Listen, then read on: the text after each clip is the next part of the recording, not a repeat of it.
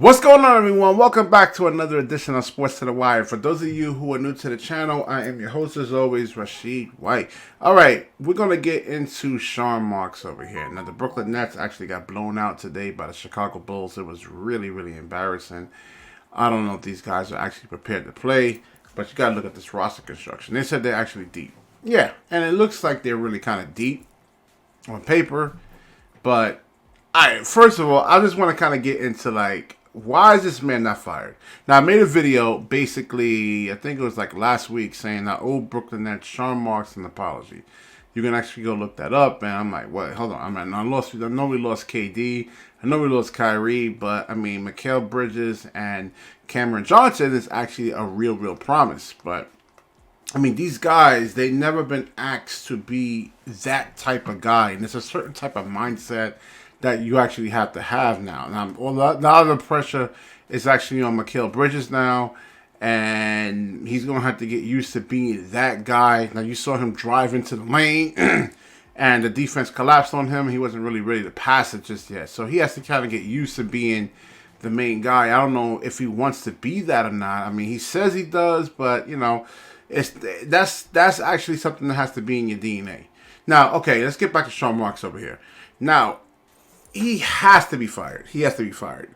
I'm just thinking about this. He squandered a championship roster. James Harden, all on Sean Marks. Kyrie Irving, all on Sean Marks. Kevin Durant, all on Sean Marks. You had a championship team. There was nobody that was going to actually able to beat that team. If you just understand basketball, who you going to double team? And who you leaving wide open? And you have the shooters around them, and you screwed it up. And let's look into this, because like Sean Marks, and I think a lot of the media, what makes you actually believe that James Harden leaving. And the reason why I want to kind of make this video, because I looked at James Harden yesterday, and I kind of get it, you know, with Ben Simmons. Right now he's dealing with this knee injury right now and the back injury. I mean, I look at the future, but I mean, James Harden, I mean, he had 31-7-7 yesterday, and you're not asking him to be the Houston James Harden, especially when you had Kevin Durant and Kyrie Irving on your team right here. So this over here, James Harden declining Nets extension is a $227 million bet. Now, the Brooklyn Nets, I don't know if this was Joe Tsai or Sean Marks, and I would say Joe Tsai, because there was a lot of rumblings from like Bobby Marks saying that by the end of this 26-27, when this contract is actually over, he'll be owed $62.5 million, and that'll essentially be probably one of the worst contracts in the league, because by then James Harden will be on a serious decline. Now, maybe the doctors can actually look at that and see if it's actually worth it. But if not, if you're saying, no, I just want to actually, you know, try to stay competitive now, but then actually just worry about the future after James. Now, let's say they get like 2 or 3 titles, and well, it doesn't work like that, man. You have the championships. You showed that you can actually rebuild. And people are actually saying that, oh, this is the worst contract in the league, you know, the worst trade in the league, to actually trade James Harden for Jared Allen, Karis LeVert. But unless Jared Allen is going to be the next Dwight Howard, which I don't actually see that really happening, then it's not a bad trade, because they was, like I said, they was guaranteed a championship damn near, man. And the whole thing with Kyrie Irving and the vax status, I mean, you should have stood up for him. Again, all you had to do, doesn't matter what KD, Kyrie, or actually does. All you had to do was just get through to the first 3 or 4 years with these guys. And now, I'm just looking at like Cameron Johnson right now. I mean, there's a curse in Brooklyn right now. There's a curse. I mean, with Phoenix, he was actually really productive. You know, I showed there was like a couple of videos I actually did on Cam Johnson. He had a lot of good games, and he just looks so subpar now. And this is without Devin Booker or Chris Paul. I mean, that was the game against us 3 weeks ago when he was actually in the Phoenix Suns, he was actually killing us. And I mean, I don't know how teams are going to look at this. They're going to come over here looking sideways. I'm like, how do you actually screw that up?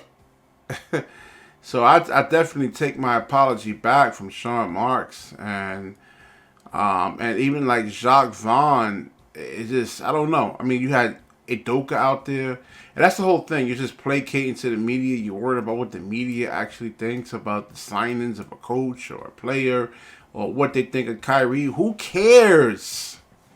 You know, be an alpha male.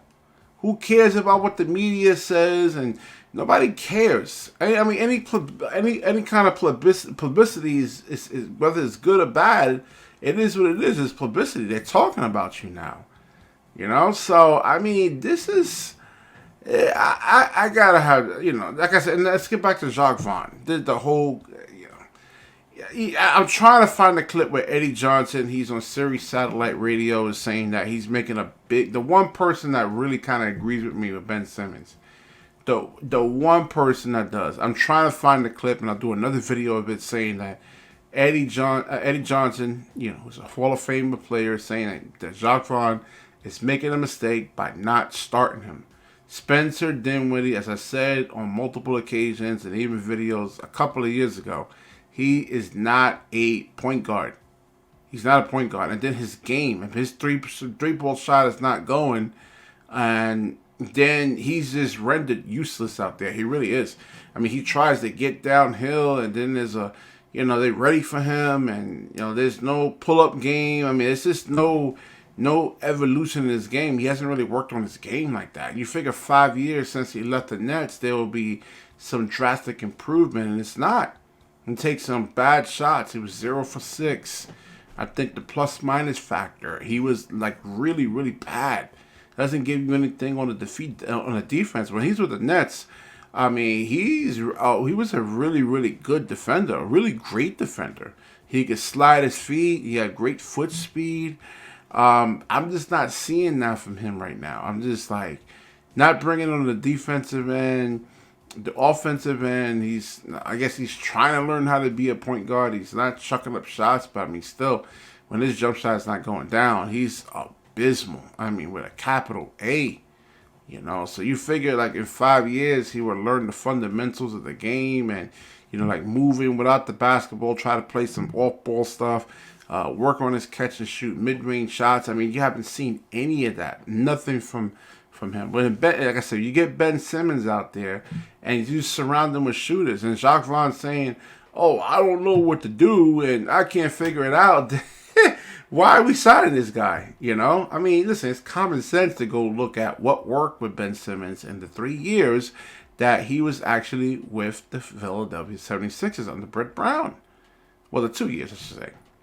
And the ball is in his hands, and you got to give the man some confidence. And even with Cam Thomas, you can't just yank him out the game, you know, over one mistake. You got to, and I get it, you're trying to win games, but you also got to build these guys' confidence, man. You can't be like the guy that says, oh, okay, well, you know, your teammate misses a layup and you sulk and you cry, you whine and you moan. I mean, you can't be like that. You can't be like that. And just, I don't know, man. Maybe it's just me being emotional right now.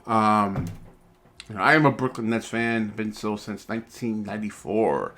1994. And, I mean, what I'm seeing from Sean Marks, he has to go. He has to go. You can't. You had 3 superstars on the team, and you squandered them over nonsense. You know what, Kevin Durant, that it's going to be, you have to keep Kyrie. It's a package deal, you know? You know that from the beginning. All you have to do is just get through it. Just get through it, you know? The Brooklyn Nets will be seen as like, you know, even if they don't win a championship, I mean, you know, you had KD, you had Kyrie actually come to that team. You know, that says a lot right there. Where you got 2 superstars that chooses your team over like 20-something other teams. I mean, that's a great accomplishment. So, let me know what you guys actually think in the comment section. And there was a lot of other stuff from Sean Marks, man. A lot of questionable free agent signings. I mean, Ben Simmons' back was out. And Seth Curry had an ankle injury. I mean, you can take back Tobias Harris. I mean, you got to give something. They have to give something else up, man. I'm just, like I said, I'm just really pissed. I'm looking at James Harden right now, and I'm like, man. And the crazy thing is that they got him to actually sign for less money, you know? Yeah, they got him to sign for less money. All right, so I'll wrap this video up. It's 10 minutes and 49 seconds going right now, and I don't want to keep this thing longer than what it is already. And listen, if the audio is off on this microphone, I don't know what's up with this thing, man. This thing sounds all muffled. I'm going to try to work on that, you know, and actually get that thing straight right there. All right, like, comment, subscribe, certainly share this video. And when you share, the universe certainly shares back with you. Peace.